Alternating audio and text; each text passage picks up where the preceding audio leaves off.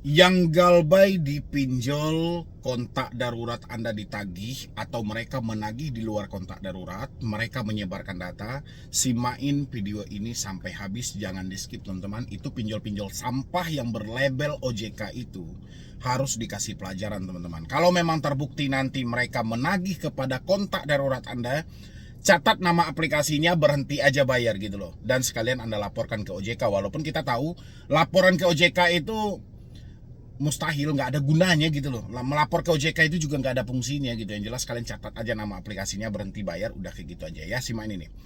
Kontak darurat bukan tempat untuk menagih. Ingat teman-teman, kontak darurat bukan tempat untuk menagih. Ini tertuang dalam COJK nomor 19 tahun 2023. Pinjol harus patuh dan tunduk pada aturan ini. Kalau tidak mau patuh, tidak mau tunduk, nggak usah beroperasi di Indonesia. Itu aja. Ya, walaupun mereka bersembunyi, mereka tidak mau menyebutkan nama aplikasi, tapi Anda harus membuktikan, cari tahu, pancing mereka, simpan semua bukti yang ada, berhenti bayar. Oke, teman-temanku.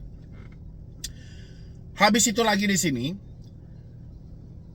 benar dan sesuai aturan OJK karena kontak darurat hanya untuk mengkonfirmasi keberadaan si peminjam, bukan untuk penagih hutang kepada pihak lain atau menyebarkan data pribadi.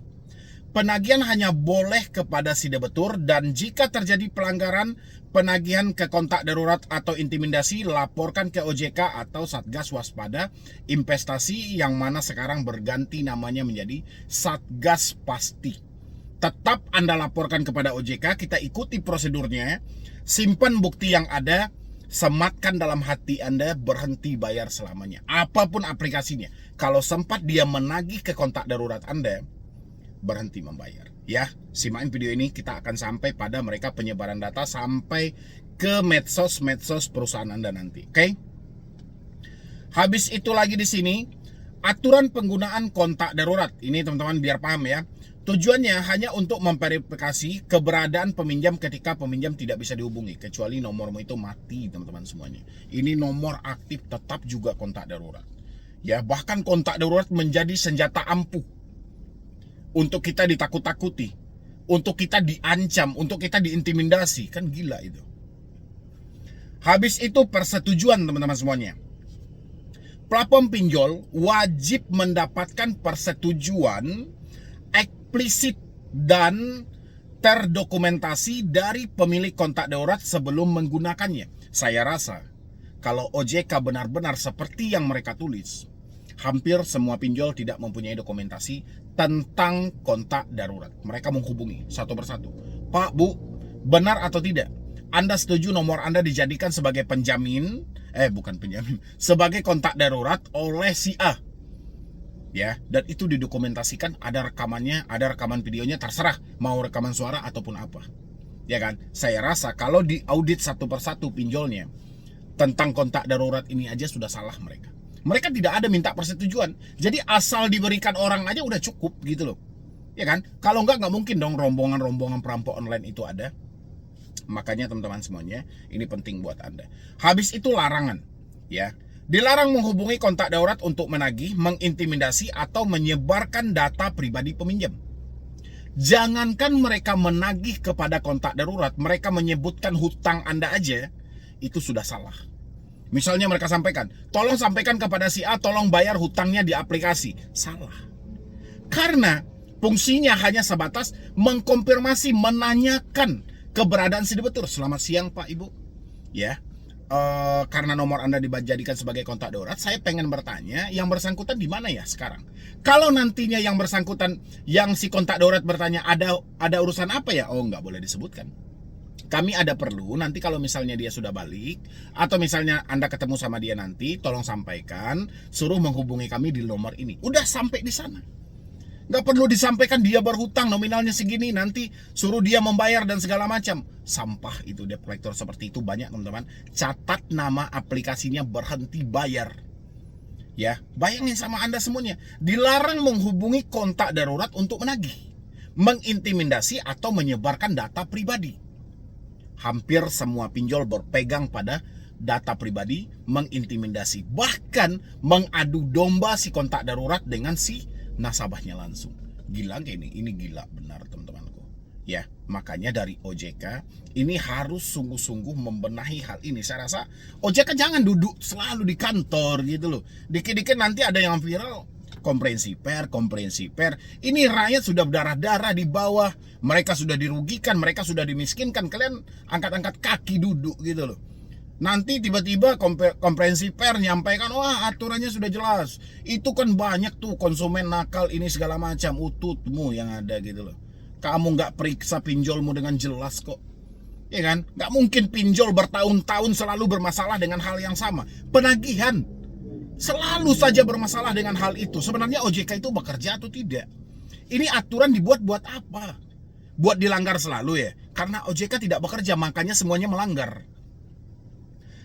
Habis itu jika mengalami pelanggaran, katanya ini teman-teman semuanya, jika mengalami pelanggaran, rekam bukti, simpan rekaman telepon dan pesan sebagai bukti. Itu yang pertama teman-teman, seperti yang saya sampaikan tadi, simpan bukti-bukti yang ada.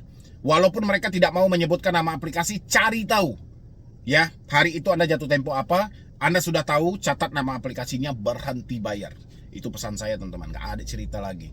2, adukan ke Satgas pasti. Teman-teman semuanya, OJK melalui web resmi atau call center. Yang ketiga, blokir nomor. Blokir nomor yang mengganggu. Kalau diblokir, mereka muncul lagi. Diblokir muncul lagi gitu loh. Susah. Habis itu minta hapus data. Ajukan permohonan untuk menghapus data kontak darurat Anda. Kepada siapa? Ajukan permohonan kepada pinjol. Ini gampang kali gitu loh. Ya, tapi ujung-ujungnya di sini teman-teman sebagai pemberitahuan juga, perbedaan pinjol legal dan ilegal. Pinjol legal hanya boleh akses kamera, mikrofon, lokasi, camilan, serta mematuhi aturan OJK terkait kontak darurat. Pinjol ilegal sering meminta akses seluruh kontak dan melakukan penagihan tidak etis ke kontak darurat. Pertanyaan saya adalah teman-teman semuanya, banyak nggak pinjol legal yang menagih ke kontak darurat? Berarti itu ciri-ciri ilegal. OJK udahlah teman-teman semuanya ya. Udah teman-teman, yang penting Anda sudah tahu. Kalau memang terbukti, catat nama aplikasinya, berhenti bayar. Dan habis itu lagi teman-teman semuanya, kalau Anda misalnya dihubungi ke medsos ya, media sosial dari sebuah perusahaan Anda, tujuannya untuk mempermalukan, Anda nggak usah takut juga teman-teman. Biasanya mereka tidak akan berani menyebutkan nama aplikasi. Sampaikan aja sama atasan Anda dan lain sebagainya. Kalau memang Anda merasa malu di sana, Anda sampaikan, ini orang tidak bertanggung jawab. Mereka tidak berani menyebutkan nama aplikasi. Sampaikan aja data saya disalahgunakan dan segala macam. Yang penting nggak usah baper. Habis itu kalau ada debt collector yang berkunjung ke perusahaan Anda, tolong direkam videonya teman-teman. Rekam videonya, jangan dibiarkan lagi. Karena itu debt collector yang tidak tahu dengan SOP-nya. Ya, dilarang menagih di luar dari alamat domisili konsumen. Mereka paham atau tidak? Kalau nggak paham, berhenti jadi debt collector. Oke teman-temanku, saya tidak pengen lagi Anda takut, tidak pengen lagi Anda cemas. Yang penting sudah saatnya kita melawan hari ini. Ya, jangan baper-baperan, jangan sedih-sedihan. Ya, badai pasti berlalu, yang penting selamatkan diri Anda. Satu-satunya solusi untuk mengeluarkan Anda dari semua ini adalah diri Anda sendiri. Oke, jadi sekian dulu dari saya, Mini Broni. Wassalam. Silakan. Anda siap untuk diproses karena tidak membayar hutang?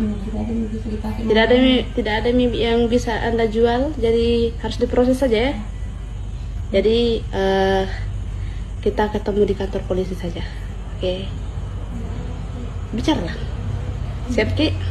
Iya, siap. Nggak sanggup dibayar nih. Nggak sanggup dibayar nih? Nggak sanggup. Siap diproses. Siap. Bilang siap, saya siap diproses. Ya, saya siap diproses. Kasih cursor tak? Nggak bisa, Kak. Oke. Nah, seperti yang sudah Anda lihat semuanya teman-teman semuanya gitu loh. Dari di sana mungkin ada 2 orang yang sedang berbincang-bincang, sedang berkomunikasi. Cuman sangat disayangkan ya, orang yang memvideokan seseorang berhutang itu adalah tindakan yang salah. Oke, tidak membayar hutang juga itu tindakan yang tidak benar. Tapi ada jalurnya masing-masing. Bukan seperti itu dan mempermalukan. Ya, itu konsepnya mempermalukan namanya. Sengaja memviralkan. Ya, perjanjian-perjanjian hutang itu akan batal gitu loh.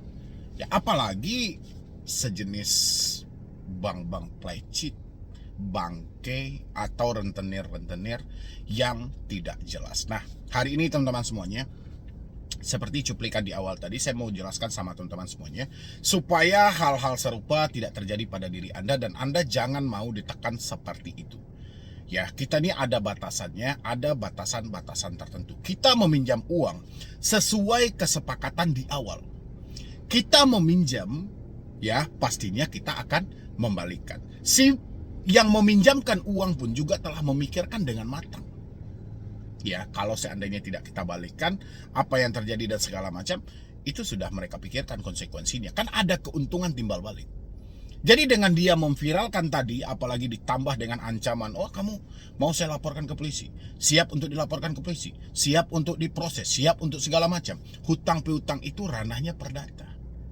Jangan menghilangkan pasal 19 ayat 2 tentang Undang-Undang HAM. Tidak ada satu orang pun yang bisa dihukum kurungan penjara atau pidana karena ketidakmampuan dalam membayar hutang. Ya, hutang piutang itu sudah ada jalur tersendirinya.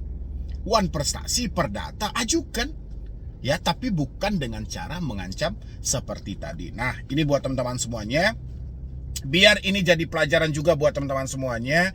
Jangan mau ditindas sama rentenir-rentenir kampung seperti tadi yang mencoba untuk memviralkan. Kali ini saya bahas dulu soal pasal 19 ayat 2 teman-teman, supaya jangan Anda... Oke, itu saya tampilkan tentang pasalnya aja ya teman-teman semuanya. Nanti Anda bisa cek juga. Anda sekarang zaman sudah canggih teman-teman. Jadi kita untuk memahami satu hukum itu tidak harus juga kita belajar hukum, tapi kita sudah bisa scroll dari Google, kita lihat apa makna-maknanya, walaupun nanti ranahnya tetap sama pengacara dan lawyer ya. Tapi kalau sebatas kita ingin tahu apa deliknya, apa pasalnya, nggak ada salahnya kita belajar juga. Ini teman-teman semuanya, pasal 19 ayat 2 Undang-Undang nomor 39 tahun 1999 tentang hak azazi manusia, Undang-Undang HAM ya, menyatakan bahwa tidak seorang pun atas putusan pengadilan boleh dipidana penjara atau kurungan berdasarkan atas alasan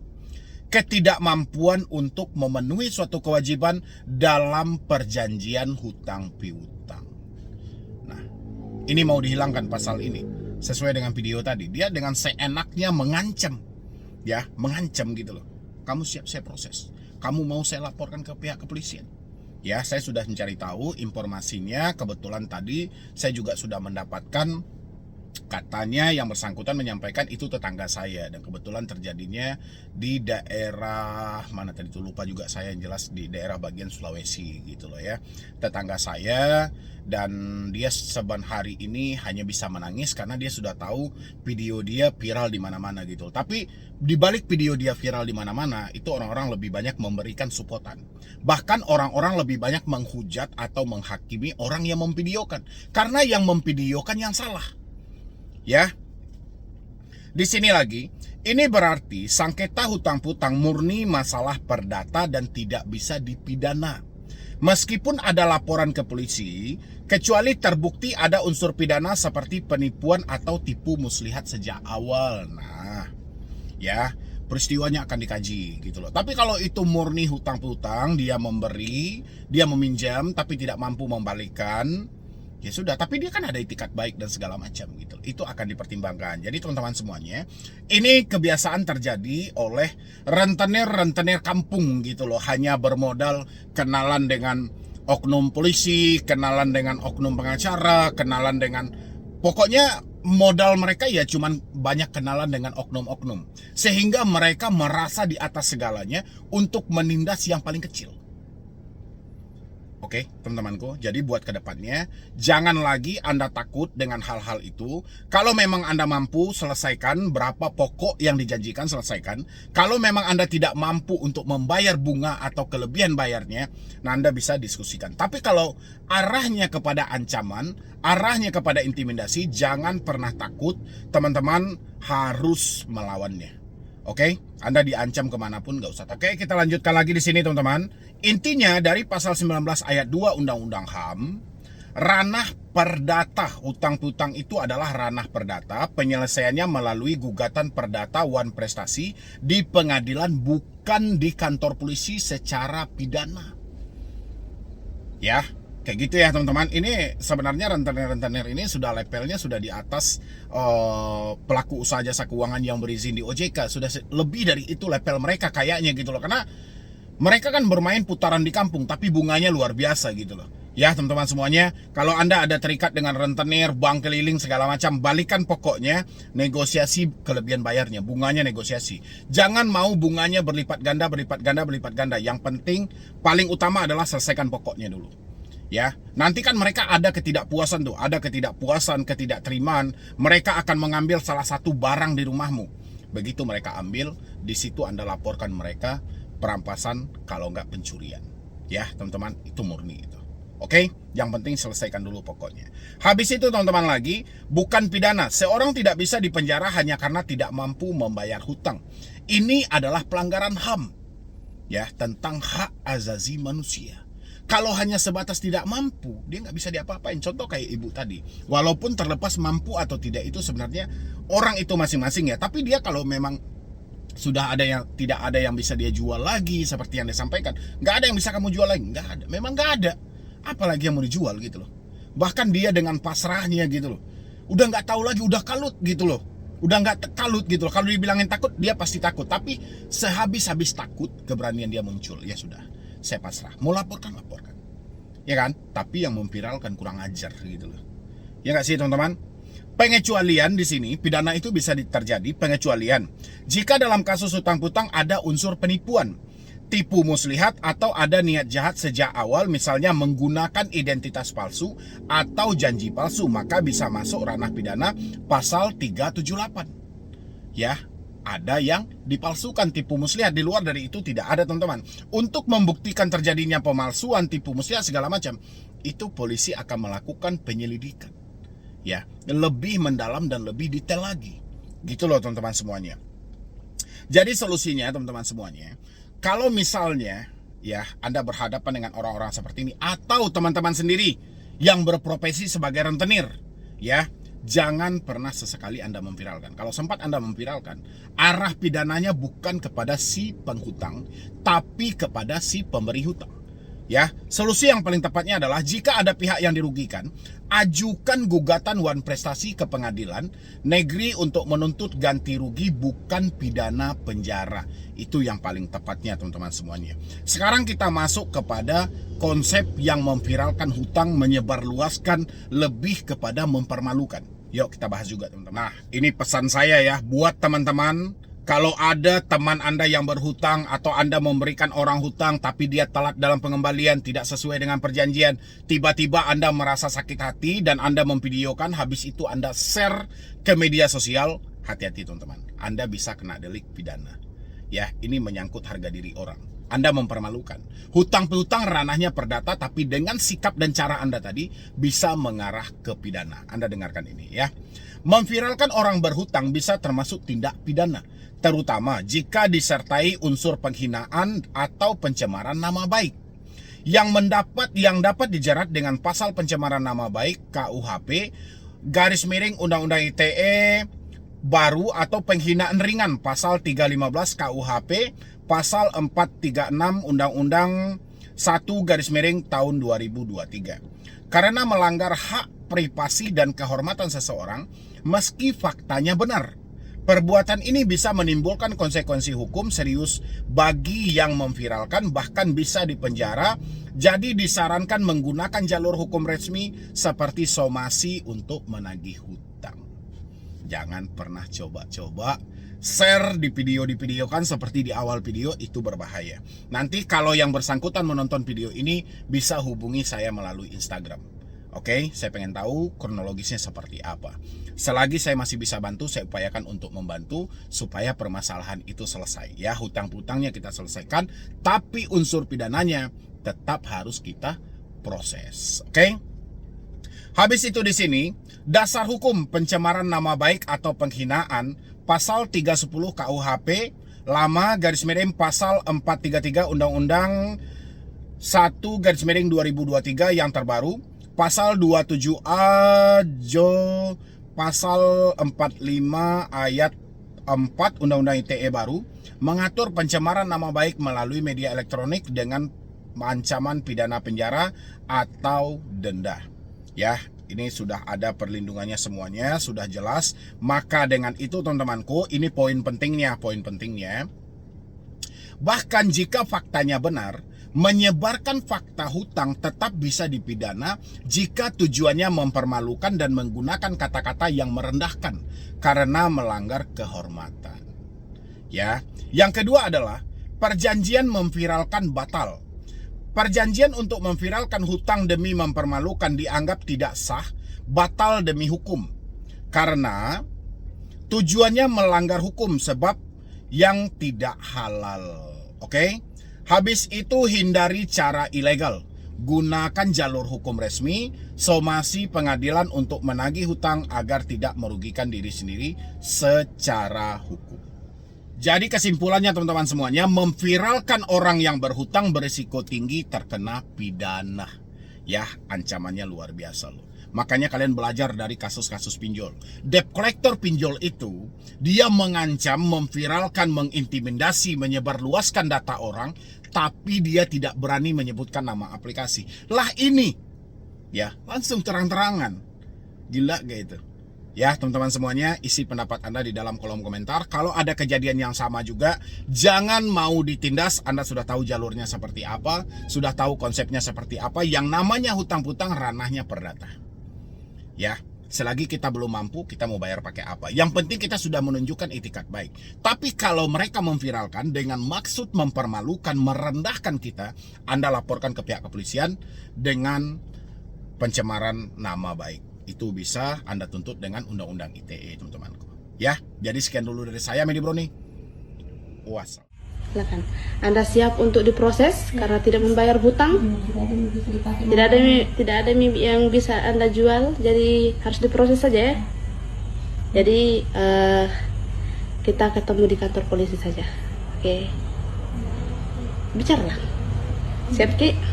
Ya siap. Nggak sanggup dibayar nih. Nggak sanggup dibayar nih? Nggak sanggup. Siap diproses. Siap. Bilang siap, saya siap diproses. Ya saya siap diproses. Kasih cursor tak? Nggak bisa Kak. Oke. 100% gue dukung lu Bu, gitu loh. Lu dengan lantang, dengan gentleman, gue udah nggak mampu lagi, gue udah nggak sanggup lagi. Itu yang memvideoin pakai otak juga lah kalian gitu loh. Ya, ngapain kau bawa polisi ini segala macam? Nggak ada urusannya sama polisi gitu loh. Hutang piutang itu nggak ada ranahnya dengan polisi. Makanya teman-teman, kalau kalian digertak nanti, misalnya ada penagih hutang, rentenir segala macam, ya, terus kalian tidak mampu bayar karena fakta kehidupan, kalian digertak, oh ke kantor polisi aja ini segala macam. Jangan pernah takut, bilang aja, oke, saya akan ke sana. Ayo kita ke sana gitu loh. Kayak jawaban ibu itu, walaupun dia diam, tapi kamu sudah benar. Saya pribadi mendukungmu, Bu. Nggak usah takut, nggak usah khawatir juga. Kamu tidak akan ditahan, kamu tidak akan kenapa-napa. Ya, ranah polisi pun juga nggak ada soal hutang-hutang. Nggak ada unsurnya polisi intervensi dalam urusan hutang-hutang. Ya, jadi ibu tenang aja. Selagi Anda tidak berpengaruh pada unsur pidana, tidak melakukan penipuan dan segala macam, semuanya aman. Oke? Jadi saya mendukung teman-teman semuanya, jangan mau ditindas dengan hal-hal seperti ini.